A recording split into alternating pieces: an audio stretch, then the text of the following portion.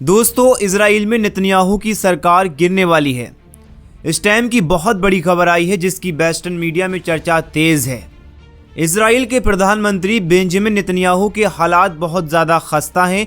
कभी भी इजराइल से सरकार गिर सकती है और उनके गठबंधन के साथ ही साथ छोड़कर जा रहे हैं।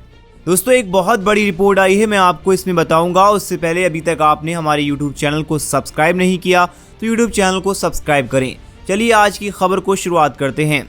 इजराइल में एक कट्टरपंथी यहूदी पार्टी यूनाइटेड टोरा जुडाइज्म यूडीजी ने प्रधानमंत्री बेंजामिन नेतन्याहू की गठबंधन सरकार से इस्तीफा दे दिया है।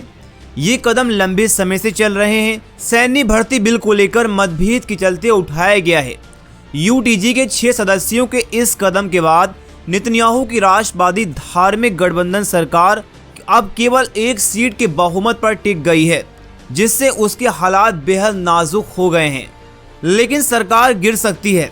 यूटीजे की सहयोगी पार्टी सासवी अल्ट्रा ऑर्थोडॉक्स गुट से है और आमतौर पर यूटीजी के साथ कदम ताल करती है। अगर सासवी सरकार से बाहर हो गई तो नेतन्याहू संसद में अपना बहुमत खो बैठेंगे और सरकार का कामकाज चलाना मुश्किल हो जाएगा।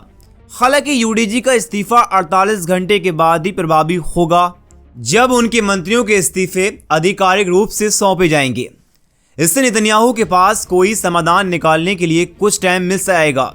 अगर समझौता नहीं होता है तो जुलाई के अंत में संसद गर्मी की छुट्टी पर चली जाएगी, जिससे नेतन्याहू को संकट सुलझाने के लिए लगभग 3 महीने का समय मिल जाएगा।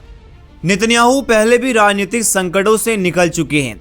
आइए मैं आपको बताता हूं कि इजराइल की सरकारें कैसे काम करती हैं। इजराइल में शायद ही कोई सरकार अपना पूरा 4 साल का कार्यकाल पूरा करती है।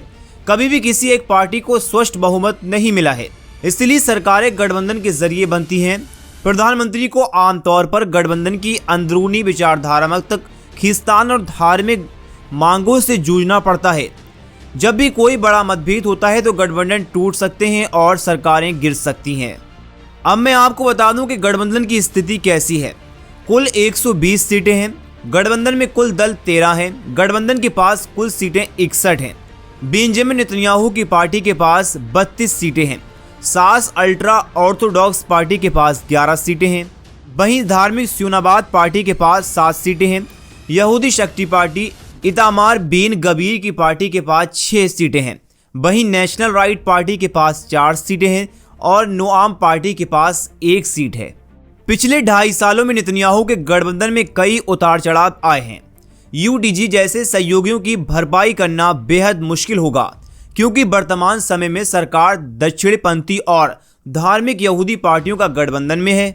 इसीलिए बेंजामिन नेतन्याहू के लिए यह खबर बहुत बुरी है। अगर ये इस्तीफे देने के बाद अगर एक इस्तीफा और कोई पार्टी से आता है तो बेंजामिन नेतन्याहू की पार्टी की सरकार गिर सकती है और बेंजामिन नेतन्याहू को तगड़ा झटका लगेगा। जो उनका सपना है ईरान और कई सारे मुल्कों को ख़त्म करने का, वो अधूरा रह जाएगा। यानी जो सपना है वो सपना ही रह जाएगा और सरकार गिर जाएगी। दोस्तों, बहुत गुड न्यूज़ आई है ये दुनिया भर के लिए, क्योंकि बेंजामिन नेतन्याहू अपने आप को दुनिया का बादशाह मान रहे थे और अमेरिका के कहने पर वो हर एक कदम उठा रहे थे जो उन्हें नहीं उठाना चाहिए था। दोस्तों, आपकी क्या राय, अपनी राय कमेंट में ज़रूर बताएं। वीडियो को लाइक करें, चैनल को सब्सक्राइब करें।